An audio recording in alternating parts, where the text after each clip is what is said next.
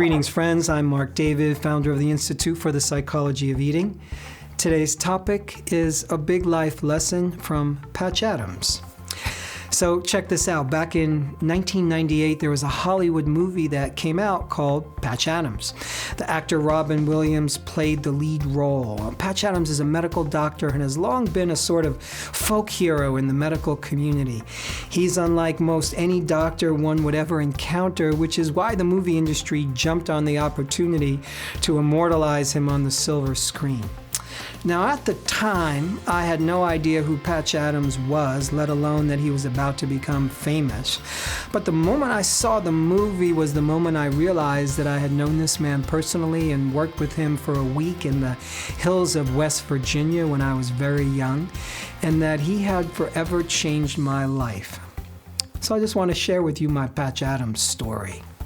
Now, my guess is that you never heard of a rainbow gathering. So this was an event that was essentially the forerunner and the predecessor of this new gathering called Burning Man. Now, starting sometime in the 1960s and perhaps into the 1980s, hippies and seekers and students and old folks and families and healers and artists and a vast assortment of truly unlikely characters would descend once a year in large numbers in a state park somewhere in the United States. Upwards of 15 to 20,000 people would camp for a week, share food, barter, get naked, play music, hold workshops, eat vegetarian food, make art, frolic, and form an instant community based on love and goodwill. No money was exchanged. People would donate all kinds of resources necessary to really create a mini city in the woods that's very safe and efficient and communal and quite fascinating. So this was back in 1978. I was an unlikely participant in such an event. I was a Brooklyn boy raised on meat and basketball and a deep suspicion of my fellow man. Plus, I didn't like tie-dye.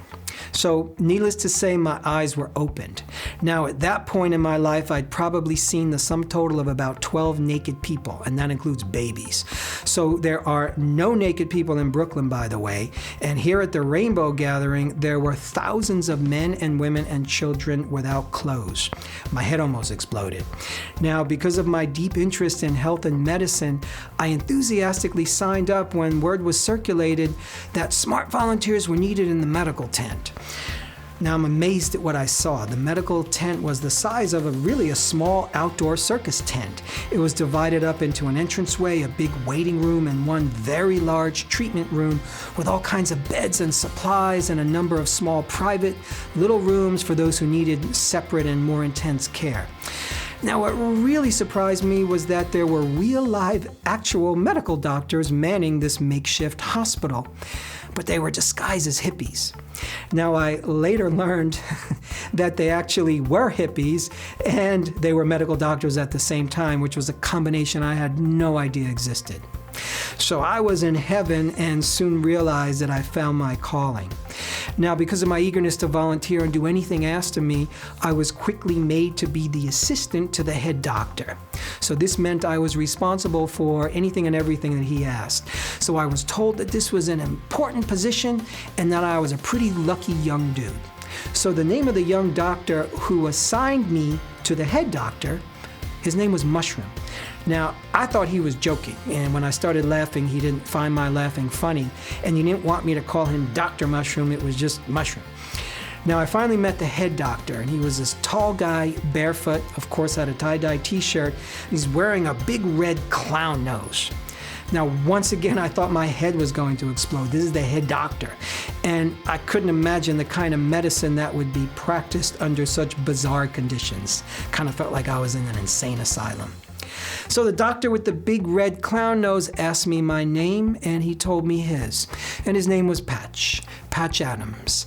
And he said that my job was to escort all the patients that the head nurse first checked in directly over to him. He introduced me to the head nurse. She was pretty, she had a clipboard, and she was completely naked. And I completely lost my focus. Now, watching Dr. Patch Adams was like watching a virtuoso of the heart. He had everything exquisite exquisitely organized. He was kind, he was funny, he was irreverent, commanding, and was probably managing a caseload of a few hundred people a day coming into the medical tent with coughs and colds and splinters and cuts and diarrhea and cramps and breathing difficulties and the occasional broken bone.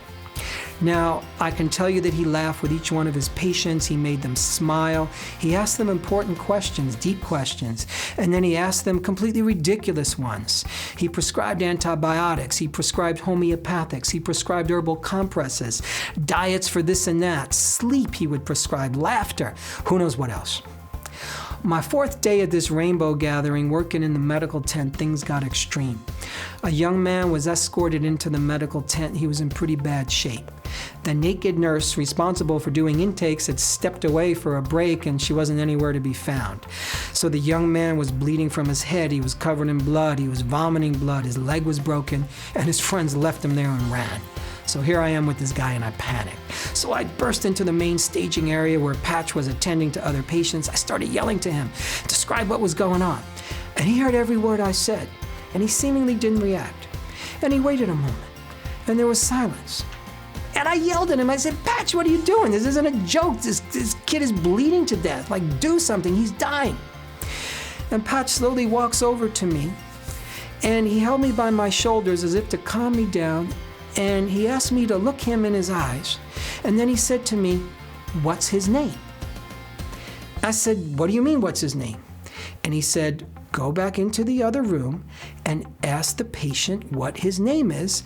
Come back to me and tell me what his name is. I couldn't imagine a more insane request. And as if to read my thoughts exactly, he said, I'm not being crazy. How can I possibly help him if I don't know his name? So take a deep breath, compose yourself, and ask the kid his name. So I composed myself and I did what I was asked, and the young man was still bleeding. He was still moaning in pain, and he told me his name was Richard. Now, as if he was colluding with Patch Adams, he said to me, thanks, man.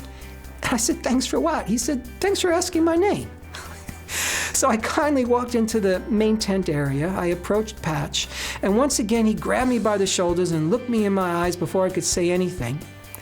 And the doctor with the big red clown nose held my gaze for what seemed like way too long, and he finally broke the silence and said, did you ask him his name?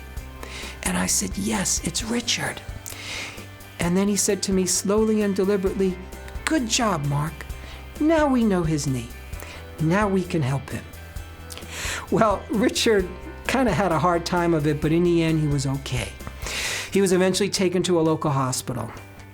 I learned some powerful lessons that day that have stayed with me since. I learned that it's a good idea to be calm and at peace in the center of the cyclone. I learned to stay in my center no matter how much blood is being spilled. I learned that no matter how serious our job is, a good sense of humor and delight can only help us. I learned that to be a good healer, it's best to know the person who it is that you're trying to help. And I learned that there's an invisible level of healing that comes from a kind of spiritual understanding. And I learned that even though I thought that a bleeding young man was the one who needed assistance first, somebody else was wise enough to see the bigger picture that would make everything right and well and good. So thank you, Dr. Patch. I hope this was helpful, my friends. To learn more, go to psychologyofeating.com. The Institute for the Psychology of Eating offers the most innovative and inspiring professional trainings, public programs, conferences, online events, and much more. Through our Eating Psychology Coach Certification training, you can grow a new career and help your clients break through the most compelling eating challenges of our times. If you're focused on your own eating and health, the Institute offers a great selection of one-of-a-kind opportunities to take a big leap forward in your relationship with food. We are proud to be international leaders in online and live educational events that are designed to create the breakthroughs you want most.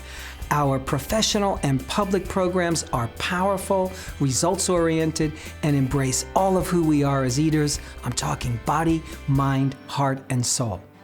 For questions, you can always email us at info@psychologyofeating.com. We'll be sure to get back to you real soon. This is Marc David, founder of the Institute for the Psychology of Eating. Thank you so much for your time and interest.